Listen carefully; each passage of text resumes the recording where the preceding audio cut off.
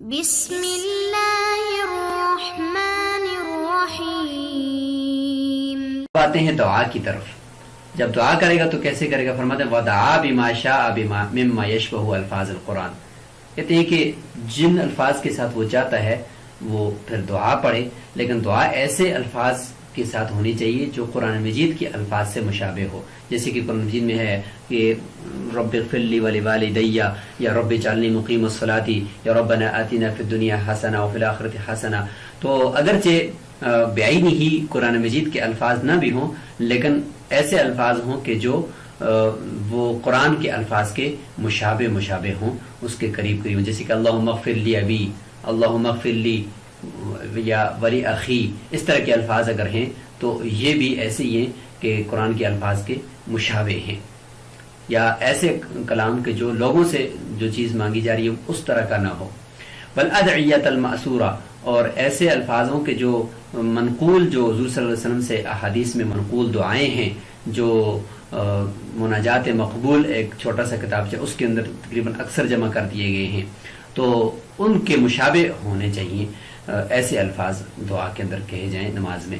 اپنی زبان میں اگر الفاظ ادا کرے گا تو نماز کا چونکہ وہ حصہ فاسد ہو جائے گا اور نماز ناقص شمار ہوگی۔ اگرچہ نماز تو ہو جائے گی، لیکن یہ کہ دعا کے نہ پڑھنے کی وجہ سے کراہت اس کے اندر ضرور آئے گی۔ لما روینا من حدیث ابن مسعود رضی اللہ عنہ قال له النبی علیہ السلام، حضرت عبداللہ بن مسعود رضی اللہ عنہ کی روایت کافی پیچھے گزر چکی ہے، اس کے آخر کے الفاظ یہ تھے ثم اختر من الدعاء اطیبہ واعجبہ الیک، پھر جب درود شریف بھی ہو جائے اور تشہد بھی ہو جائے تو اس کے بعد دعا کو اختیار کر جو سب سے اچھی اور سب سے پسندیدہ تمہارے نزدیک ہو وہ دعا پڑھا کر۔ تو وہ ایسی ہی ہو سکتی ہے نا جو منقول دعاؤں کے مشابہ ہو یا قرآن مجید کے الفاظ کے مشابہ ہو۔ وَيَبْدَأُ بِالصَّلَاةِ عَلَى النَّبِيِّ علیہ السلام، حضور صلی اللہ علیہ وسلم کے اوپر درود سب سے پہلے پڑھے گا، اس سے ابتدا کرے گا، تو اس لیے تشہد کے بعد درود شریف ہے، پھر دعا ہے۔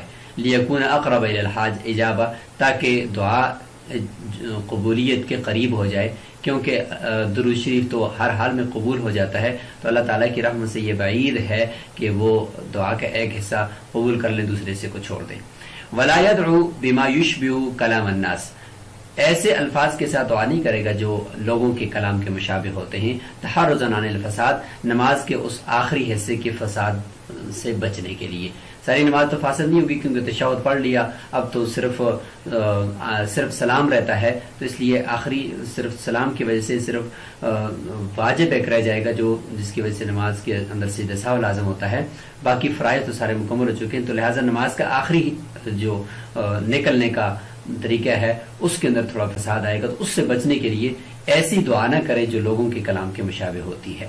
وَلِهَذَا يَأْتِي بِالْمَأْثُورِ الْمَحْفُوظِ، اسی لیے وہ منقول دعاؤں کو ہی لے کر آئے، یہی سب سے بہتر ہے۔ یہ نہیں کہ جو بھی الفاظ عربی میں آ رہے ہیں بولتا جا رہا ہے، بلکہ ایسے الفاظ ہوں جو احادیث سے منقول الفاظ ہوں۔ اللہم اغفر لی وللمؤمنین والمؤمنات والمسلمین والمسلمات رب اجعلنی مقیم الصلاۃ ومن ذریتی ربنا آتنا فی الدنیا حسنہ وفی الآخرۃ حسنہ وقنا عذاب النار۔ اس طرح کی دعاؤں کو جو منقول دعائیں وہی پڑھ لے، سب سے بہتر ہے۔ وما لا يستحيل سؤاله من العباد كقوله اللهم زوجني فلانة يشبه كلامهم وما يستحيل كقوله اللهم اغفر لي ليس من كلامه۔ یہاں پہ کچھ ڈیفینیشن بتائی جا رہی ہے اور فرق بتایا جا رہا ہے کہ لوگوں کے کلام کے مشابہ کون سا کلام ہو سکتا ہے اور لوگوں کے کلام کے مشابہ نہ ہو، اللہ کے کلام کے مشابہ، قرآن کے الفاظ کے قرآن کے مشابہ الفاظ کون سا ہو سکتا ہے۔ تو اس کا ذکر یہاں پہ ہے کہ ہر وہ مانگنا جو بندوں سے مانگنا محال نہ ہو، ہر ایسا سوال جو بندوں سے کرنا محال نہیں ہے، انسان بندوں سے بھی کر سکتا ہے۔ یشبہ کلامہم، یہ آگے خبر ہے، تو یہ لوگوں کے کلام کے مشابہ ہو جائے گا۔ بیچ میں مثال ہے کہ قولہ اللہم زوجنی فلانۃ، اے اللہ میری شادی فلاں عورت سے کرا دے، اے اللہ مجھے 10 روپے دے دے، اے اللہ میری فلاں عورت کے ساتھ میرا نکاح کرا دے۔ تو یہ جو کلام ہے یہ لوگوں سے بھی کیا، یعنی والد سے بھی اور کسی شخص سے بھی کیا جا سکتا ہے، کسی کو وکیل بھی بنایا جا سکتا ہے۔ تو لوگوں سے مانگنا چونکہ یہ مفعیل نہیں ہے، لہذا یہ لوگوں کے کلام کے مشابہ اس طرح کے کلمات یعنی نہ کہے۔ وما یستحیل، اور وہ الفاظ جو یا وہ سوال جو لوگوں سے کرنا محال ہے، لیس من کلامی، تو یہ پھر لوگوں کا کلام نہیں کہلائے گا.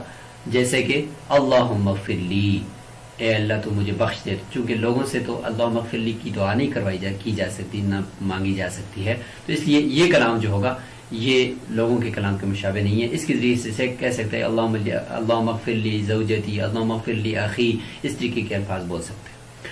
وقولہ اللہم ارزقنی، فرماتے ہیں کہ اس کا یہ قول اللہم ارزقنی یہ کس قبیل سے ہے؟ یہ پہلے قبیل سے کہ لوگوں سے اس کا مانگنا محال نہیں ہے، یا یہ دوسرے قبیل سے کہ لوگوں سے اس کا مانگنا محال ہے، یعنی رزق کا. فرماتے ہیں من قبیل الاول، یہ پہلے قبیل سے کہ اس کا لوگوں سے مانگنا محال نہیں ہے، لوگوں سے بھی اس کو مانگا جا سکتا ہے. مرزقنی کے بارے میں دیکھیں، لوگوں کے درمیان میں بھی یہ الفاظ استعمال ہوتے ہیں، لاستعمالھا فیما بین العباد، بندوں کے درمیان میں بھی یہ الفاظ استعمال ہوتے ہیں. جیسے کہا جاتا ہے کہ رزق الامیر الجیشہ، کہ امیر نے لشکر کو رزق دیا، یعنی ان کو تنخواہیں دی یا ان کو خرچ دیا.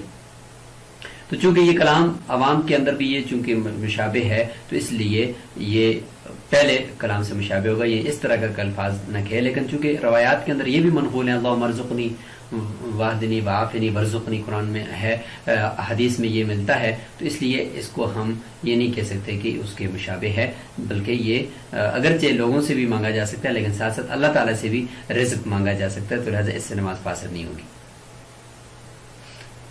ثم یسلم عن یمینہ فیقول السلام علیکم ورحمۃ اللہ وعن یسارہ مثل ذلک. یہاں سے سلام پھیرنے کا ذکر شروع ہو گیا ہے کہ دائیں طرف سلام پھیرے گا پہلے اور السلام علیکم ورحمۃ اللہ کہے گا، اور پھر بائیں طرف پھیرے گا اور اسی طریقے سے کہے گا. چونکہ ابھی تک وہ نماز میں تھا، تو اب جب نماز سے باہر نکل رہا ہے تو تحلیل و حد تسلیم قرآن حدیث میں آتا ہے کہ نماز سے نکلنا وہ سلام کے ساتھ ہے، اور یہ واجب کے درجے میں ہے احناف کے نزدیک.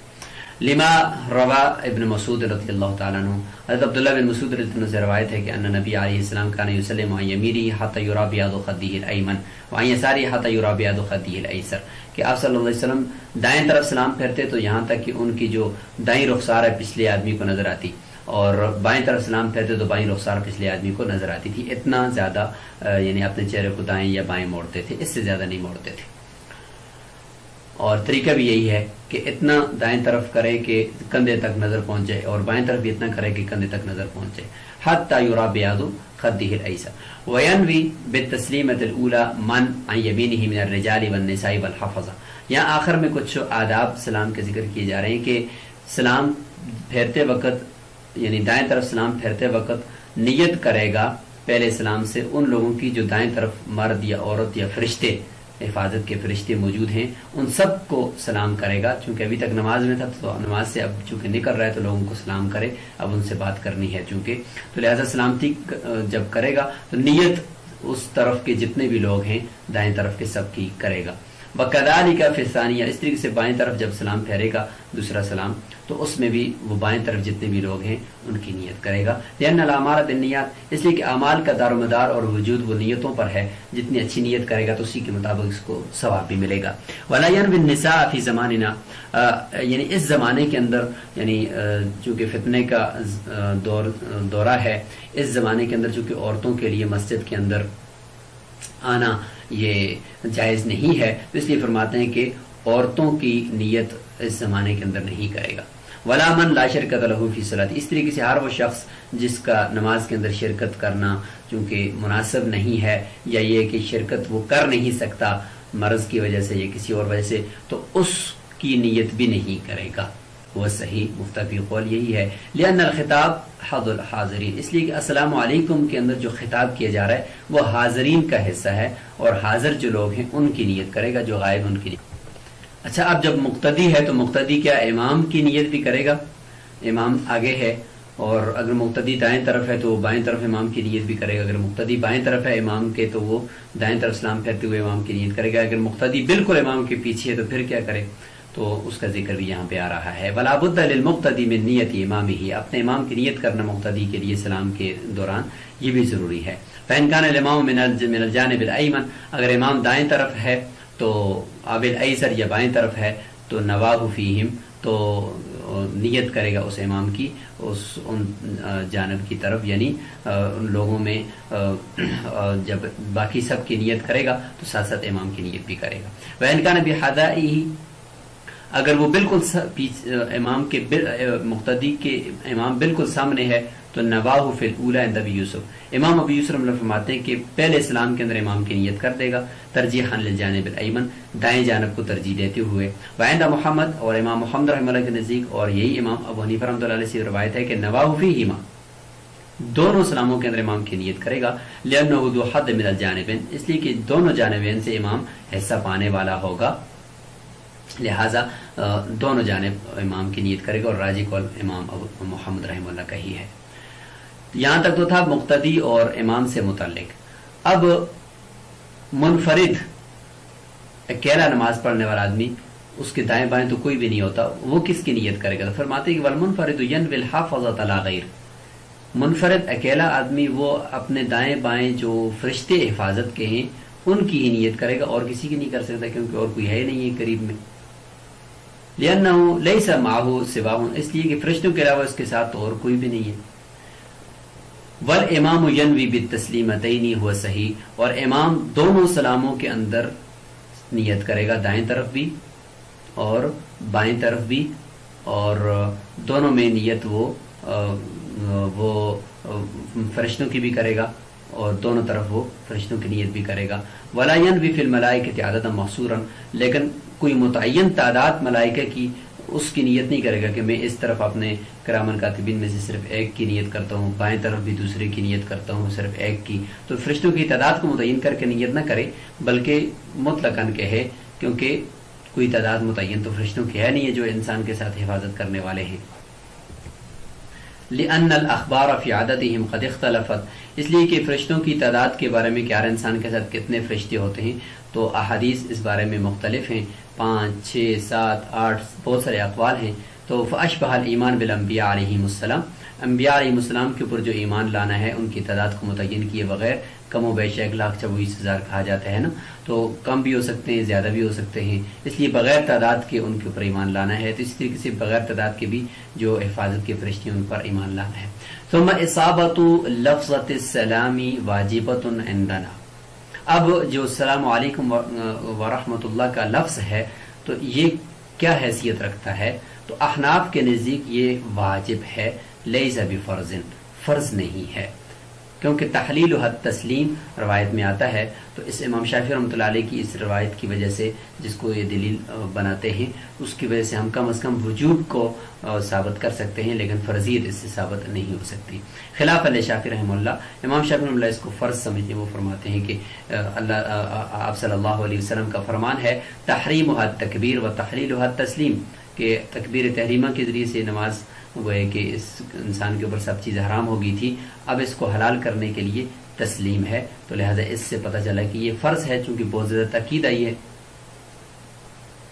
ولنا، احناف کی دلیل کیا ہے؟ فرماتے کہ احناف کی دلیل ما روینا من حدیث ابن مسعود، حضرت عبداللہ بن مسعود رضی اللہ تعالیٰ عنہ کی روایت ہے، جس میں ابھی ہم نے پڑھا کہ ثم مختر، اس میں پھر ان کو اختیار دیا گیا تھا کہ اس کے بعد آپ چاہے تو بیٹھ جائیں، چاہے تو آپ کھڑے ہو جائیں، یعنی آپ کی نماز مکمل ہو چکی ہے جب آپ دعا پڑھ لیں گے اور تشہد پڑھ لیں گے۔ تو اس سے پتہ چلا کہ والتخیر ینافی الفرضیۃ والوجوب، جب ان کو اختیار دیا گیا تھا تو یعنی سلام پھیرنے سے پھر اٹھ کر جانے کا یا بیٹھنے کا اور سلام پھیرنے کا، تو یہ فرضیت اور وجوب کے منافی ہے۔